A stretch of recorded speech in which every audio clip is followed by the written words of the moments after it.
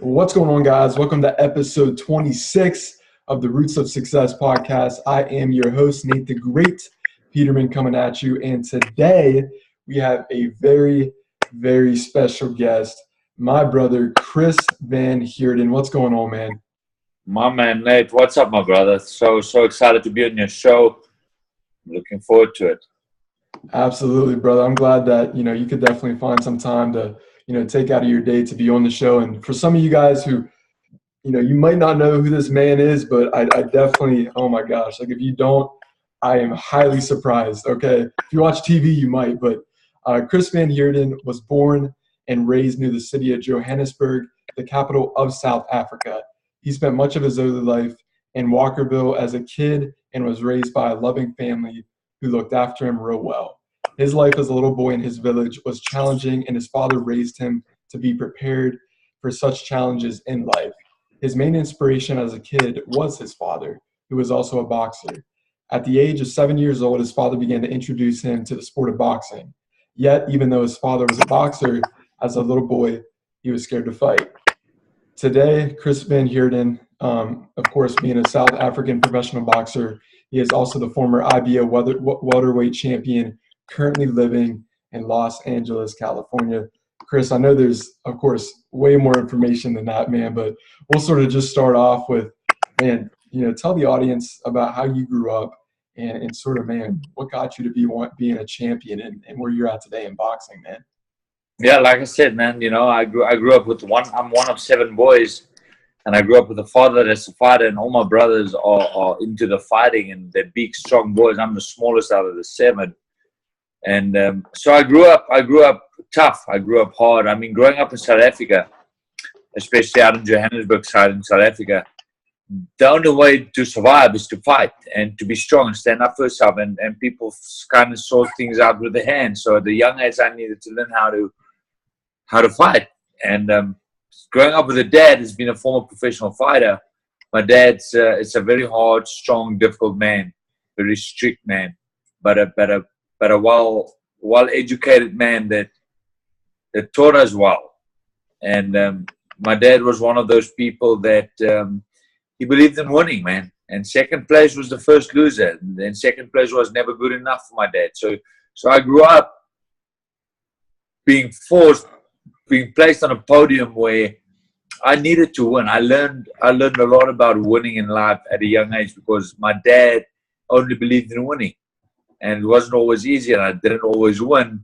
But thanks to my dad, that allowed me to be a hard worker. So growing up in South Africa with 7 brothers, like I said, it's been tough out there. I didn't enjoy fighting at all. I was a ladies' man, Nate. I was a ladies' man. My education was on point. I didn't like fighting. I was a guy that ran away. I was a guy that hid. Because fighting just wasn't my style.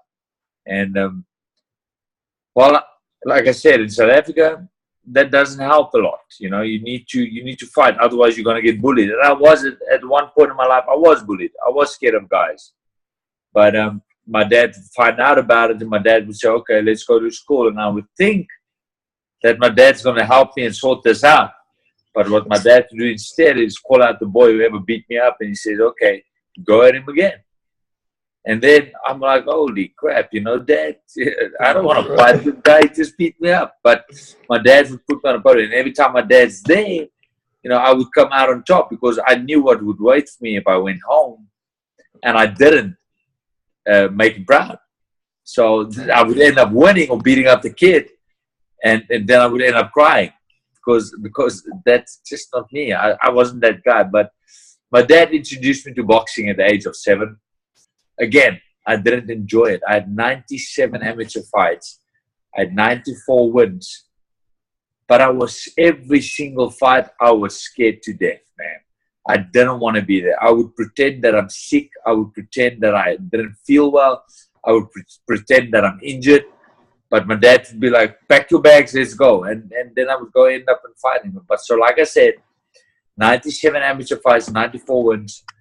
And by the time I was 18, I've developed this dream of Vegas, Madison Square Garden, California. And only at the age of 18, when my life took a turn, and I gave my life to the Lord at the age of 18. And then I found love for the sport of boxing. After having a long conversation with my dad, my dad opened up to me. My dad's my best friend, by the way. He's my dad and my best friend. He's my role model, my inspiration. If I can be half the man my dad is, one day I'll be pretty happy, man. But I doubt that will ever be, because my dad's a great man. And then, at the age of 18, I turned professional, and then my journey started. Only then my journey started. Wow, man. No, that's incredible, Chris, because, just seeing how tight you and your father, of course, were and even are still, like that's strong. That's powerful, man, because I look at a lot of kids growing up and just a lot of people, and they're just not tight, right? So what do you think was that one attribute that really stuck out between just the two of you, that you always had like that tight, close connection? You know what I mean? Yeah, as a kid growing up with 7 brothers, right? My dad would always, if my dad had to go to work, if my dad had to go to the shop, if my dad was training, like I said, my dad was a former fighter, so my dad believed in training, he's a fitness fanatic. My dad would always call me to do everything with him. So when he went to the shop, he would call me. He would, and as a kid, growing up as a kid, I didn't understand why he was doing this, because you can imagine, you're a kid, man. If your brothers are playing outside with the ball, you want to play with the ball with them, right? You want to be outside playing the ball and just have fun with the brothers. But instead, my dad would call me and say, come drive with me. And I would get mad, and I'd be like, Dad, I want to play with my brothers. And he's like, come drive with me. That at a very young age. Little did I realize, little did I know, that is, my dad enjoyed me. My dad enjoyed having me around him. That was father-son time in my dad's eyes. He didn't know how to put it out there in a good way. So he would, for example, he would take me to the gym, just me and him. He would take me to the gym, and he will coach me on a boxing bag till I cry. But to him, that was father-son time. To me, that was torture. So growing up like that, that brought me and my dad closer, because my dad laid ground values in my life. My dad laid morals in my life at a very young age. That as I grew older, these things started making sense to me. Like, for example, if my dad's a man that believes in a man is a man of his word. So if I tell you something, a handshake is good enough, but it's my job to keep to it. So if I shake on it, I got to stick to that promise. And my dad raised me with that mentality. My dad raised me with those values. If I didn't stick around my dad the way I did growing up as a kid, I wouldn't have had these values. I wouldn't have seen these things. And like I said, and my dad was a former fighter. And he introduced me to boxing at 7. I would stick it out, and I would succeed, and I would achieve the highest level out of all the brothers when it came to the boxing world. I was surpassing them all by far. Little did I know that my dad actually, I'm going to go into something. My dad grew up in South Africa as well, former professional fighter. My dad's dream was to become a world champion. Growing up in South Africa was tough and hard, and you remember there's so much in the history of South Africa with the apartheid and all of that kind of stuff. So long story short, my dad went to jail in 1981. I wasn't born yet. Self-defense, things didn't go off very well. My dad went to jail for 5 years. He came out. I was born in 87. So my dad's dream of becoming a world champion, my dad's dream of pursuing boxing was destroyed because he lost his boxing license. So me doing so well in boxing, that was him living his dream through me. That was him seeing me succeed. But by seeing me succeed, he was enjoying the journey because he was the one building me up. So if I succeeded, he succeeded. That's what he felt. The little that I know that my victory is his enjoyment. I didn't know that. So when I was 18, my dad called me into a room and he said, "My son, I need to speak to you." I'll never forget it. Wow. He said, "I need to open up to you and I need to tell you something." I said, "The reason why I've been so hard on you as a kid, the reason why you were the one that had to be punished, the reason why you were the one that had to, for example, I'm one of 7 brothers. If we wanted to go to the movies, if we wanted pocket money, if we wanted candy, my dad would say, call Chris." And then they will call me. My dad would say, "Okay, Chris, put on your running shoes. If you can run a 1 mile under this time, I will give all the kids candy. I will give all the kids pocket money. If you can't, well, sorry, they need to ask you why you failed." So that's the pressure.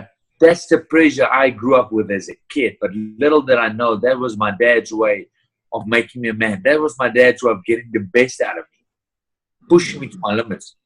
So at 18, my dad calls me into a room and he tells me, "My son, I need to tell you something." He says, "The reason why I've been so hard on you all this time, the reason why you were the one I picked out every time was because I saw myself in you. I saw me in you. And that is why." And that changed my life, Nate. I mean, my dad's my role model. My dad's my hero. And for my dad to look up to me while I'm looking up to him, that changed my life. And that then, only then, I gave my life to the Lord at 18. And only then I started doing this for the right reasons, for the love of succeeding, for the love. Now I wanted to make my dad proud, but I wanted to do it because I enjoyed it, because I loved it, and I loved seeing my dad happy, and I knew why he was who he was.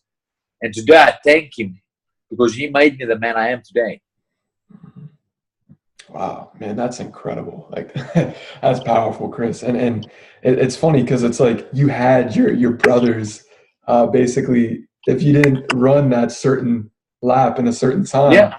they were holding you accountable. And that was exactly it. They would look at me and be like, "Yeah, how do you feel about it?" They would make me feel. They would make me feel bad. They would hold me accountable for not being able to do some stuff. And then that was painful.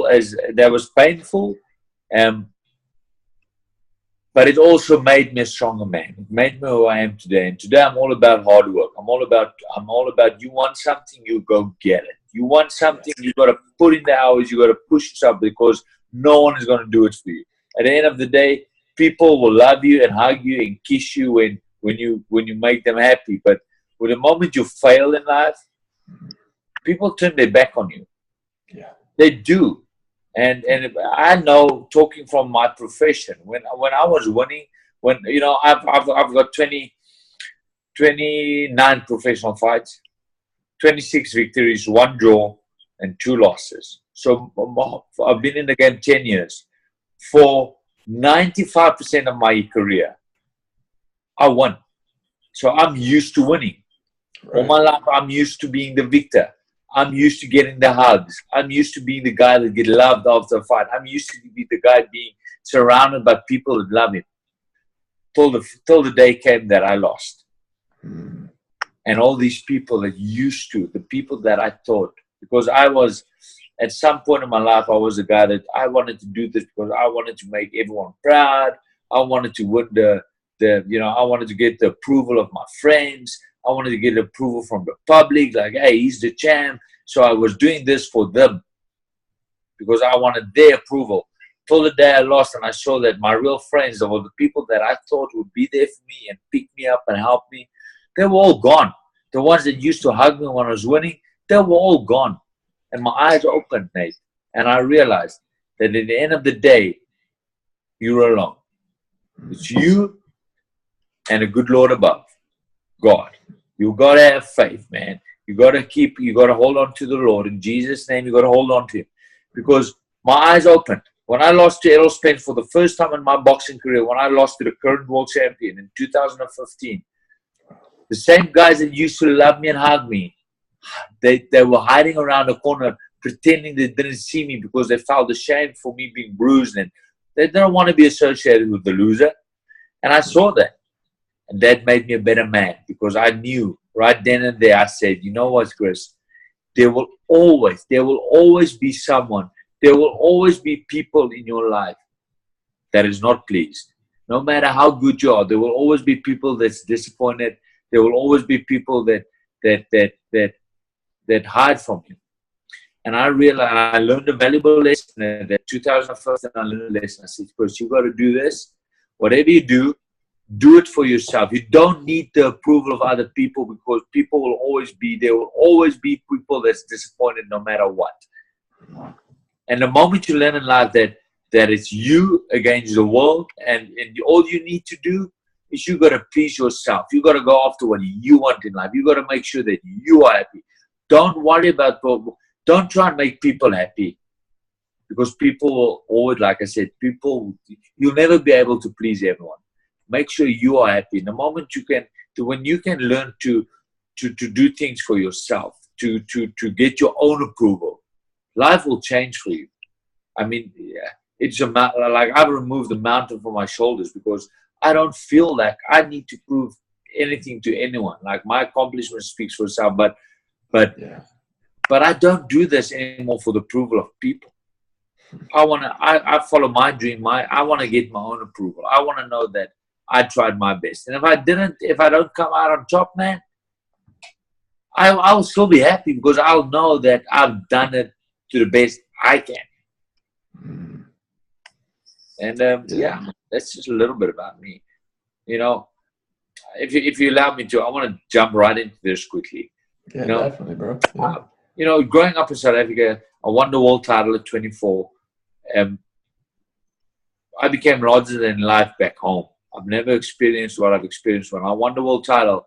Man, I started getting friends that I never knew was friends. I got messages on Facebook from people that call themselves family. They're like, "Yo, my cousin. Yo, my mother and your mother was this, blah, blah." And and people would tell me, "Hey, we're family." And I would like, damn.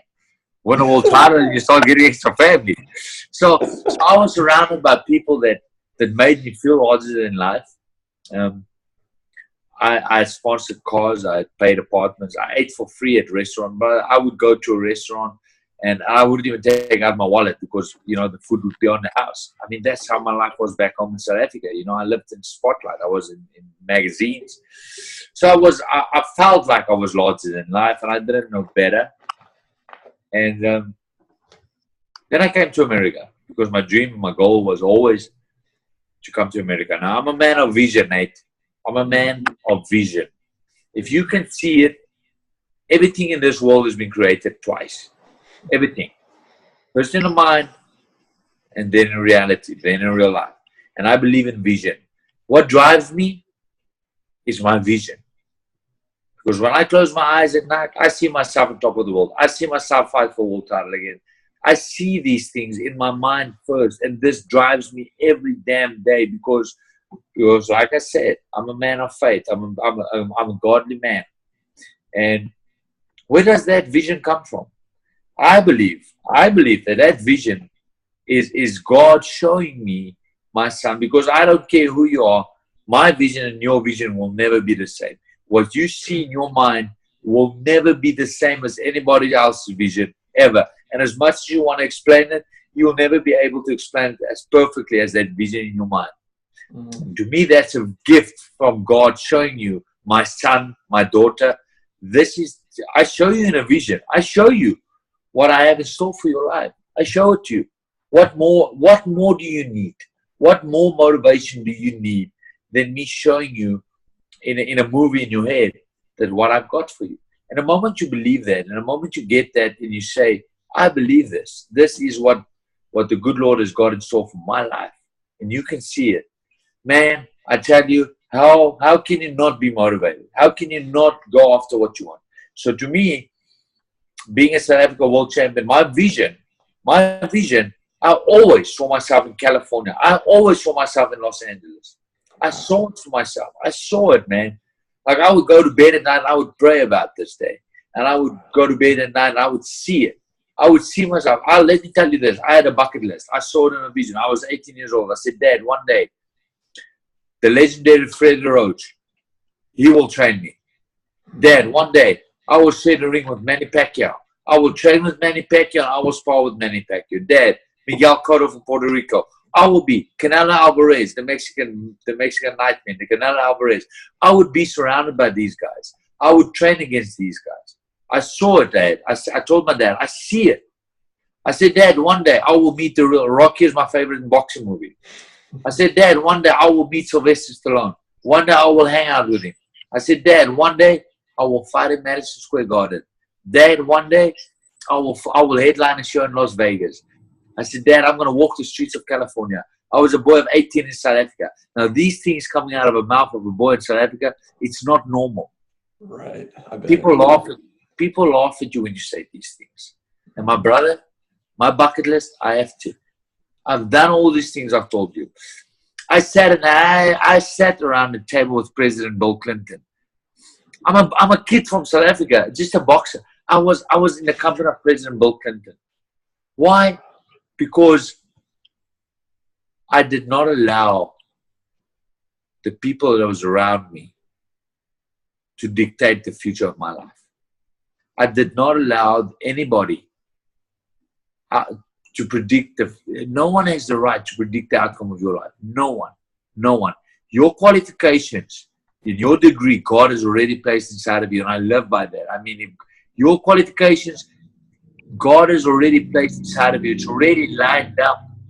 You just got to believe it, and you got to believe what you believe for yourself. Don't listen to people, because we call these people dream killers. We call these people vision killers, because at one point in their life, they went after what they wanted. They didn't succeed. They didn't pull through. And they can't stand seeing you succeed. They can't stand to see you chase down your dreams. So they will tell you that you're not good enough. They will tell you can't do it. Just because they failed, they can't take it to see you succeed. So I've been surrounded by these people. And sometimes these people are family. You got to be honest. Sometimes these people are family. And you got to know that, I grew up, I've got a big family, Nate. I'm the first one to ever leave my country, because no one has ever done it. And they all got stuck in the same routine where they're all just stuck in South Africa. And this is called a comfort zone. Right. And nothing grows in a comfort zone. We all know that. Oh, yeah. And I was that exceptional one and said, Dad, I'm packing my bags. I'm going to be the one that's going to leave. And you know what? The best thing I've done, because I've seen the world. What I once saw as a kid on television and dreamt about, I am living. I am living it. I'm seeing it. I mean, man, like I said, brother, I'm surrounded by so many positive people. And that's only because I took a risk. A lot of people, Nate, a lot of people in this world miss their piece of opportunity of success. Yeah. For one reason. And that is because they're afraid to take a risk. That's it. So true. They're so comfortable in their comfort zone, they get stuck. They're like, you know what, man? I got a roof over my head. I got a few bucks in the bank. I got a car. I got a job. I'm not following my dream, but I'm comfortable. So I'm not going to take this risk and step out of it and mess it up for my dream, because I don't know what's on the other side. So they stick to their little comfort zone and live a miserable life for the rest of their life. Where I have grown up, and I've lived by this, Nate. I live by taking risks, because I've learned, I've seen it, I've experienced it. That taking a risk in life is the best thing you can do, because when that thing pays off, man, when that little risk pays off, your life will never be the same. And I've been living that way. I mean, I came to America, and I knew what I had to do. I needed to. I'm in a new country. I'm in a whole new world, man. I'm in a place where no one knows about me. Back home, I'm a celebrity. Right here, no one knows about me. So how do you do it, Chris? What are you going to do? And I was like, you know what?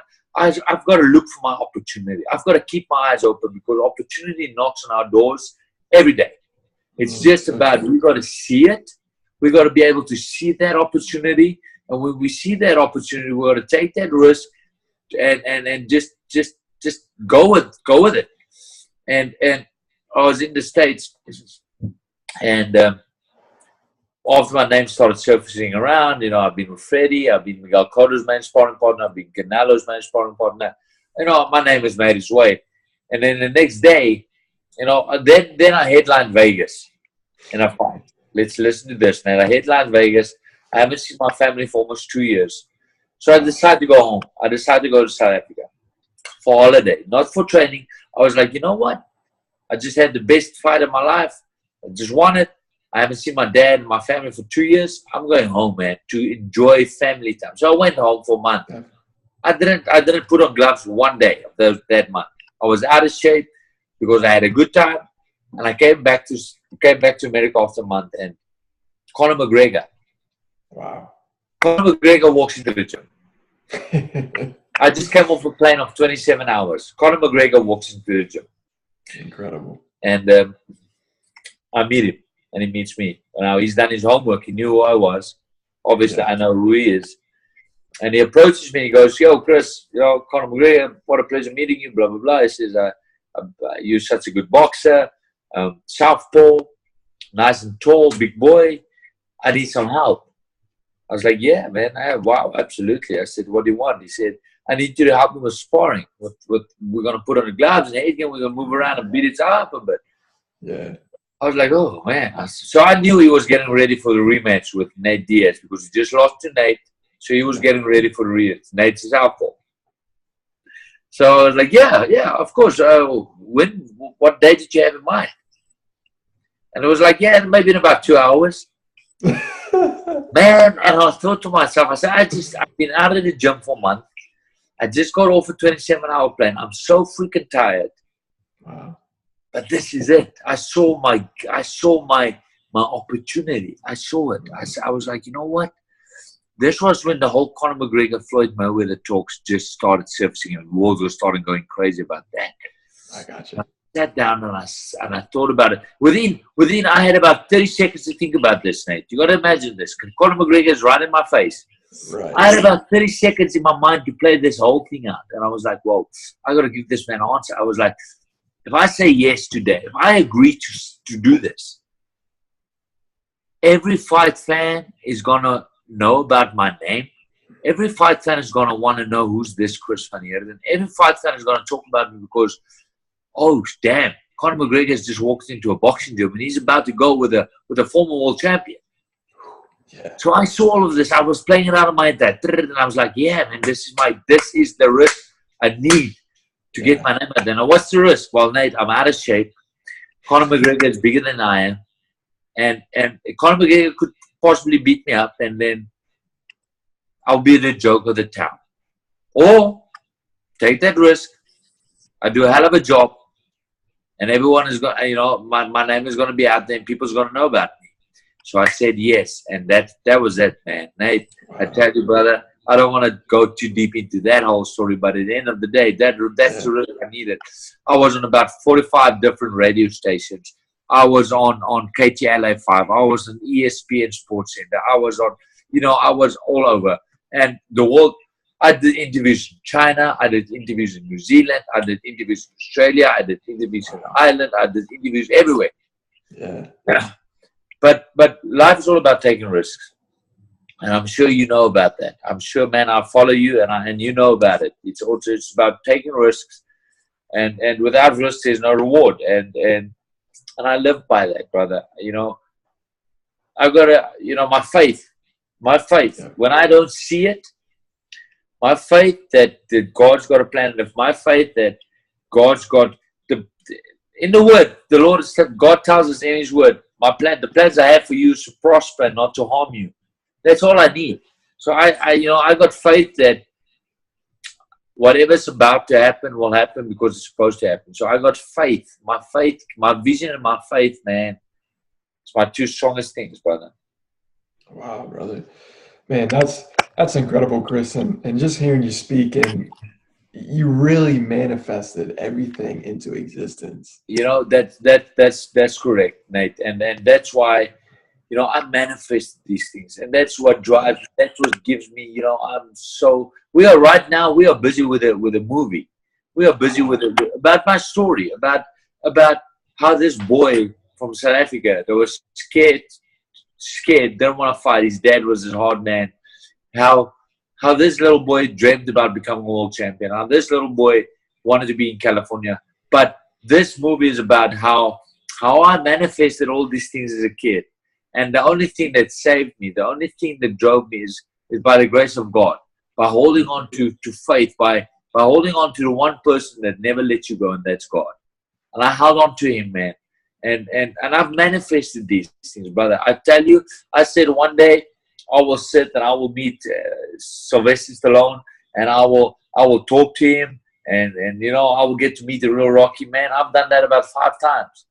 You know, I said one day I'll meet my Charlize Theron, my brother. I think you saw it. You know, I spent such a good time with Charlize. You know, I even got a little kiss. I mean, I manifested these things. And the moment you realize there's power in 2 things. There's power in prayer. Praying, there's a lot of power in praying. And then secondly, there's power in vision, believing in vision. Man, Nate, my brother, I tell you, if you refuse to listen to the people next to you that tells you you're not good enough, if you refuse to let anyone dictate the outcome of your life, if you refuse to settle for a mediocre life, if you refuse to settle for what the norm of the majority of people, because of the safety aspect, would settle for, that's what separates. That's what you know, when everyone goes right and you go left, everyone is looking at you. Even they might laugh at you, but like, ah, look at him, he's going left. You know, but you have all the attention on you, brother. Everyone's eyes are on you, no matter whether it's good or bad. But I bet you, you know, I've realized, and I've realized that when we do things, sometimes we do things in life, or we say something in a room. Let's say you're in a room, and there's 100 people in a room, and everyone is quiet. I'm that guy that would say something funny and make everyone laugh. I'm that guy that tries to break the ice, because I know as I'm sitting there, and I'm so, you know, I'm scared as daylights to be that guy, but I know if I feel that way and that room is dull and empty and there's no energy, I know that 80% of the people in that room wants to do exactly what I think of doing, because they want to do it, but they're scared. So no one does it. So I'll be that guy that goes, I'll be it. And before you know it, there's energy in the room and everyone is laughing. And then all of a sudden people start relaxing. And Right. and you got to understand that I do this when I'm in a situation, Nate. When I'm in a situation where, let's say I'm in a room. Yeah. And like I just explained, and there's a dance floor, and there's music playing, but there's no one on the dance floor.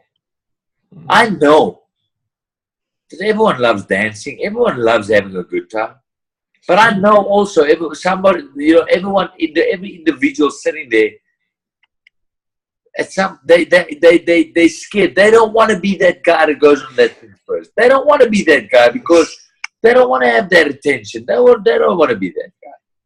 Yeah. And I've learned that once you know that, or feel that the majority of these people, they all want to be on the dance floor. They're just waiting for someone to break their ice. You're gonna take so much more risk in your life. You're gonna take so much more opportunity, because I'm that guy that I'll be the guy that goes on the dance floor. And believe me, Nate, believe me, brother, sometimes I'm scared. Sometimes I'm uncomfortable. But hey, I know if I'm uncomfortable, the majority of people in that room is uncomfortable. They're just waiting for someone to do it. Right. And when you're the one that goes and do it, everyone looks at you.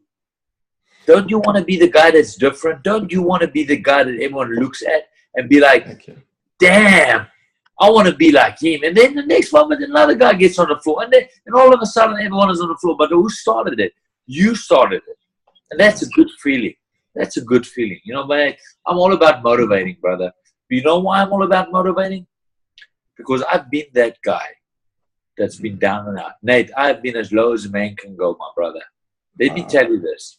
I've been as, you know, I went from being a world champion. I went from having money in the bank, driving cars, eating free. I went from being in the spotlight to being as low as man can go, Nate. When I came to America, my brother, keep this in mind. I came to America 4.5 years ago, right, by myself, man alone, no family.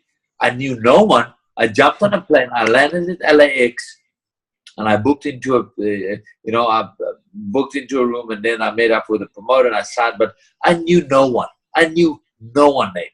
Absolutely no one. I went from sleeping in a luxury house to sleeping on a stretcher, Nate. I went from driving a Mercedes to riding a bus with the $1.25, Nate. I went from eating the best steaks, the best meals, my brother, to walking past McDonald's and counting my pennies to make $1.99 to be able to buy a burger because that's all I could afford. I've been that guy. I've been as high as a man can go, and I've been as low as a man can go, Nate. And my brother, you know, today, I am so thankful that I had to walk that journey because it made me a better man. It made me a stronger man. That period of my time, Nate, when I lost everything, no one knew it. No one knew it. What I mean, no one knew it. I mean, no one back home in South Africa and America has seen me live life. So they all got this image of Chris still in their head about the champ, driving the nice cars, eating at the nice restaurants. My dad, Nate, my dad doesn't know about any of my struggle. You know why? What is my dad going to do? He's going to worry. So what do I choose, Nate? I choose to lift people up. I choose to motivate people. So every time my dad would phone me and say, my son, how are you doing? I would say, brother, my dad, I love you. I'm good. I'm good. And then I would go to bed, empty stomach, no food, and I would sleep on a stretcher. But Nate, let me tell you this. Struggle builds character. Adversity introduces man to himself. And my brother, it's the best thing that could have happened in my life. I'm so thankful that I ended up being down and out. I'm so thankful because you know what? It forced me to fall back on my knees and turn back to the Lord. Because I kind of forgot about him when I started getting famous. I started forgetting about the Lord. Yeah. And it forced me to go back to him. And two, adversity introduces man to himself. Today, I know how strong I am mentally. I know what type of man I am, man. I know how hard somebody can push me. I know that adversity won't break me. But I had to go through that, Nate.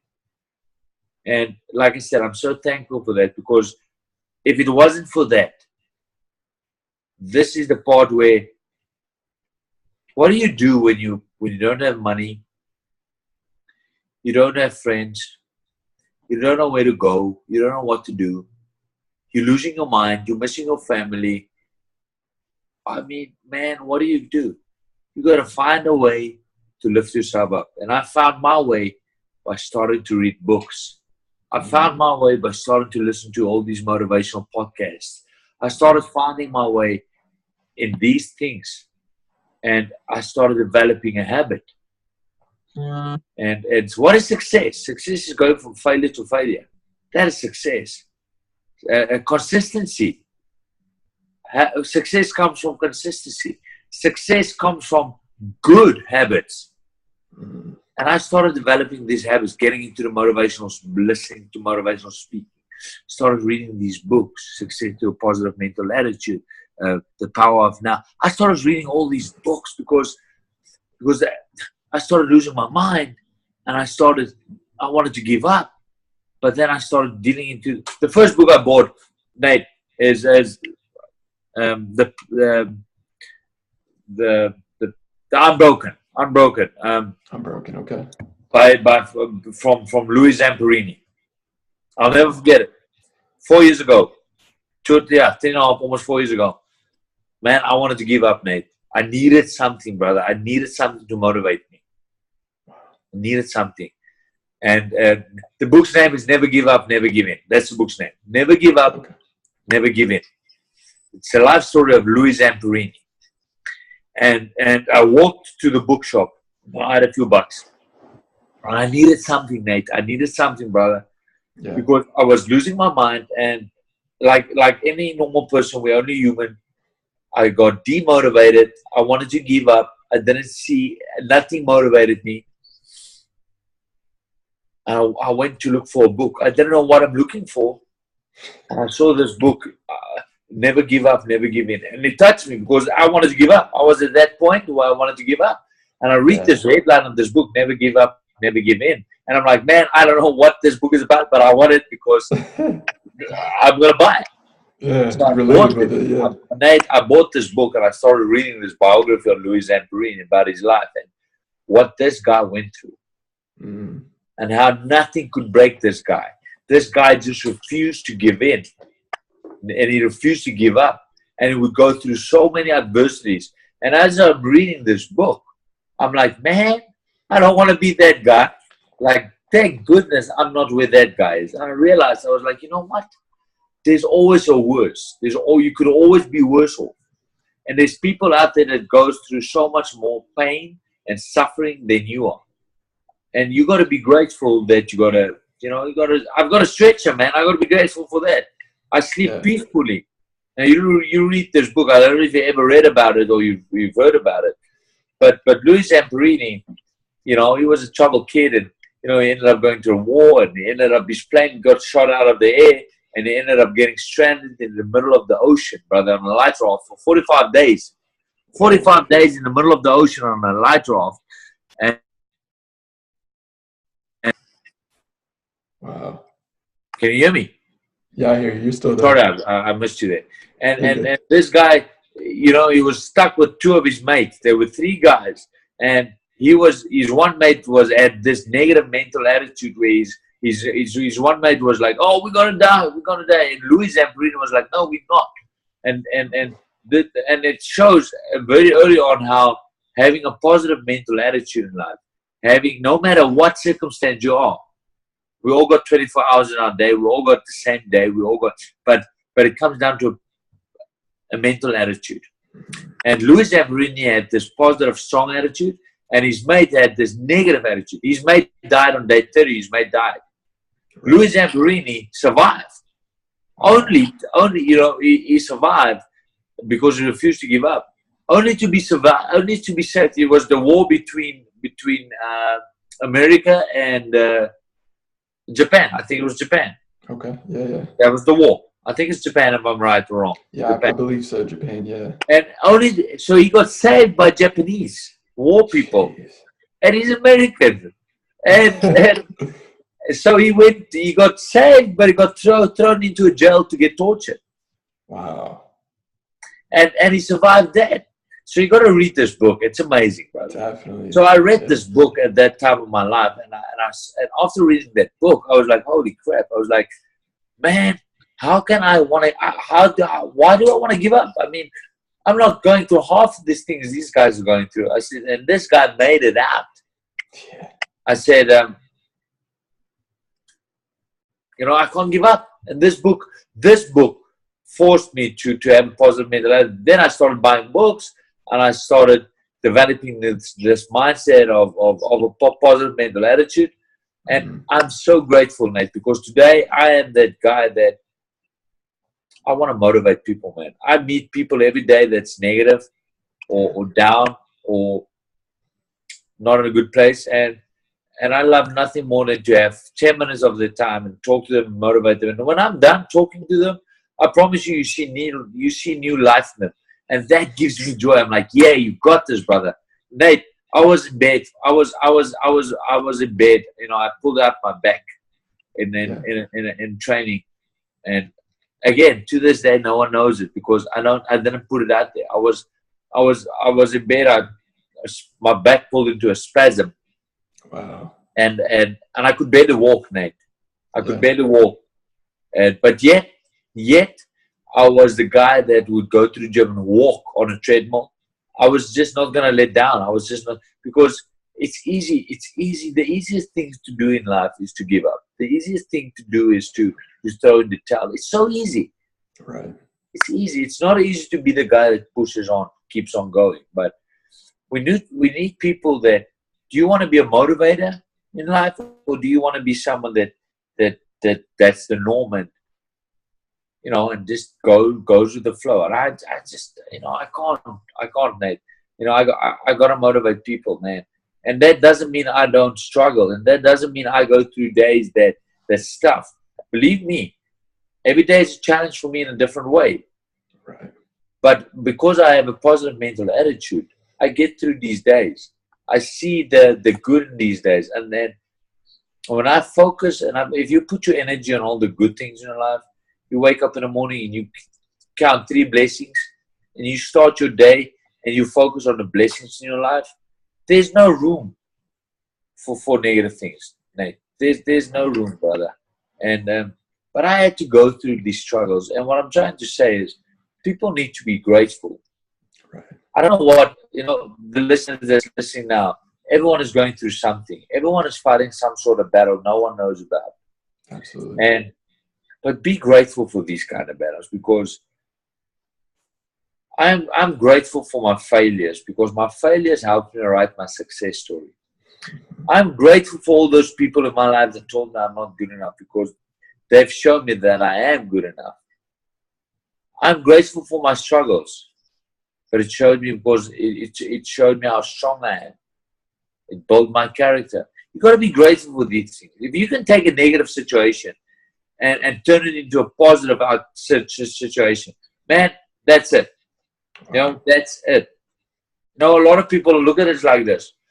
You wake up in the morning, you go to your car, your wheel is flat. You got to get to a job opportunity. You got to get to the work, but your tire is flat. So that delays your day by 30 minutes. You get mad, you get angry, and you just want to rip your hair out of your head. Why me? Why this? All these questions. Then you've already started your day negative. I mean, your day is already ruined, and then you attract, I'm like you. I believe that likes attracts like. Dislikes attract like. Positive attracts positive, negative attracts negative. Now, it took me time to get used to this. With me, I wake up, I go to my car, my wheel is flat. Okay? Now, there's nothing I can do about it other than change the wheel. There's nothing you can do about it. Yeah. You can choose to be negative, or you can change the wheel and look for the positive in it. And just accept that it happened for a reason. And this is why I'm saying this, because not too long ago, I woke up and my car wheel was flat. But being positive, I was like, yeah, okay, there's nothing I can do with it. Might as well just change the wheel and go on with it. And see where this is taking me. Yeah, absolutely. And as I get on the freeway, Nate, there's a massive accident, a massive car accident that happened about 30 minutes earlier. And I thought to myself, I said, that could have been me. Wow. Who knows? You see, so I took that negative situation and I turned it into a positive by finding the reason why my wheel is flat. Instead of spending my whole day being upset and negative, I was grateful. I was grateful that my wheel was flat, because I might have been in that accident. I'm not saying, who knows? I might have been. Could have been you, yeah. Absolutely. Could have been me. But instead, my wheel was flat and it delayed my leaving time, and that's it. I'm not in that accident. Wow. And people need to, they need to, like you know this. You got to focus on the positive. Positive attracts positive, no matter what. It's normal that things doesn't go our way. But if you take something negative and you say, okay, well, you know what? It's one negative thing. I'm not going to let this ruin my day. Instead of that, go out and look for the reason why maybe that happened. And I promise you're going to find a reason, and you're going to be grateful. And you're going to be like, okay, I see us. It's good. Wow. Yeah, Nate, my brother, I'm all about my faith, my religion. I'm all about positive attitude, brother. Yeah, absolutely, brother. Man, I can see it just radiating from your soul, Chris, really, man. Like with just you, of course, talking about like the stories and like with McGregor and the book and, with him falling in the ocean. It's insane, man, because I can actually see that as, of course, like, it's one thing to talk about it, right? There's a lot of people that talk about it, but you're somebody that lives it, right? Because you've been through it.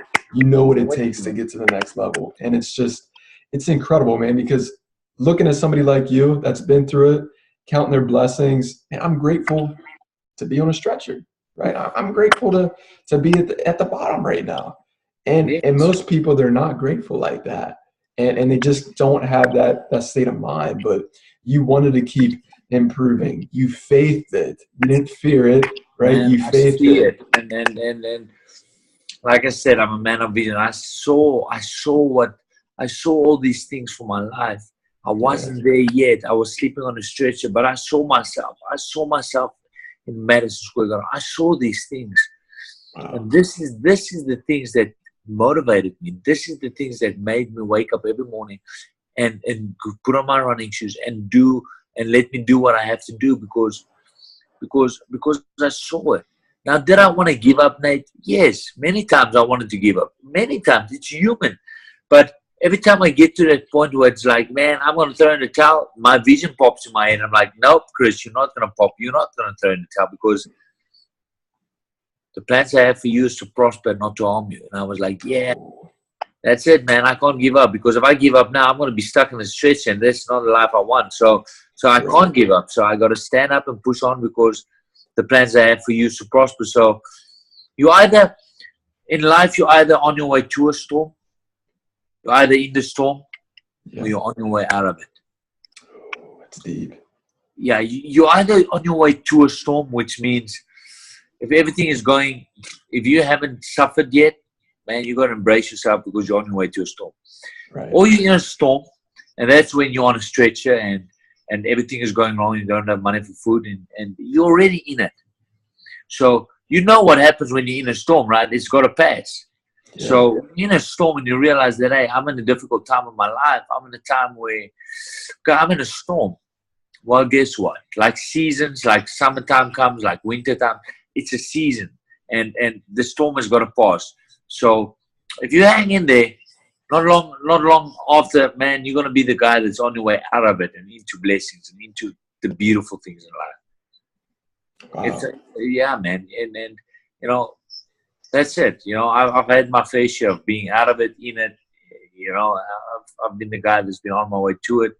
And I'm grateful for it, mate. I mean, I'm a what you see is what you get guy. I don't say something if I don't mean it. I don't do something if I don't need to do it.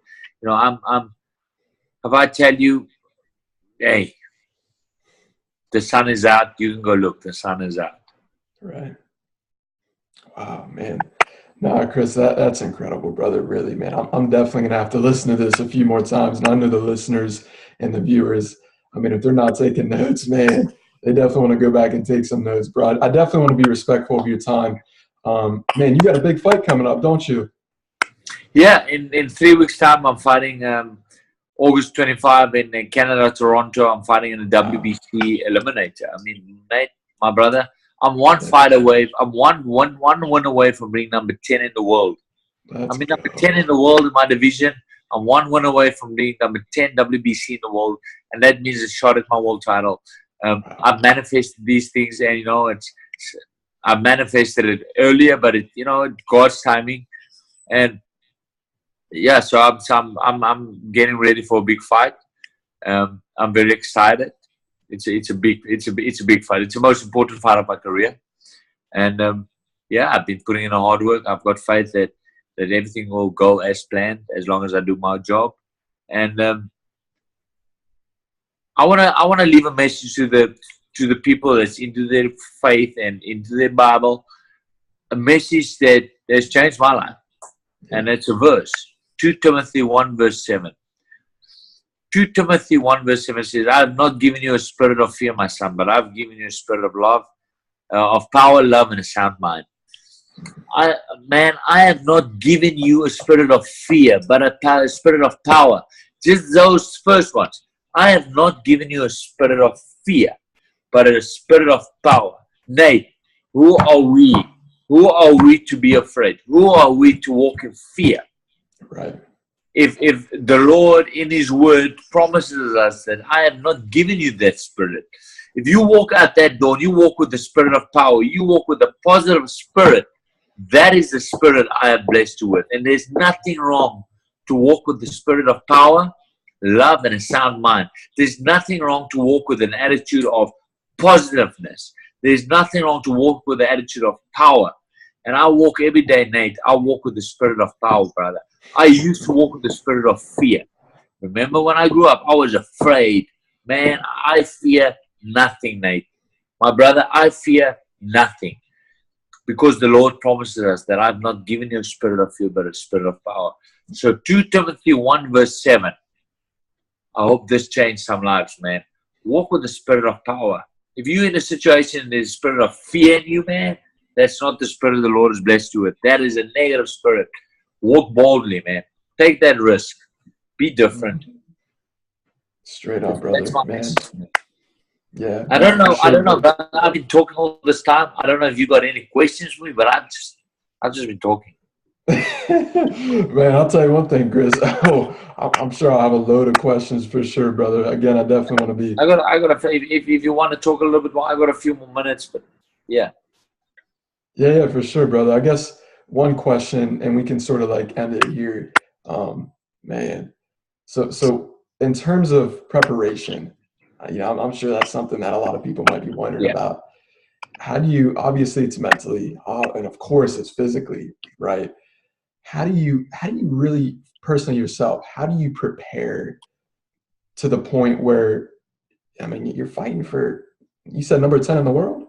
Yeah, I won this fight. I'm number 10 in the world.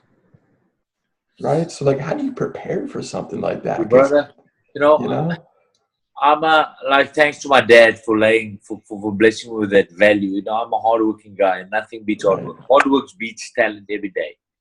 Wow. And hard work, man. My vision, Nate, my vision drives me. Like I said, I see myself fighting for world title. But I'm not gonna be able to get there if I lay in my bed in the morning 4 a.m. when I gotta go wake up and put in that work.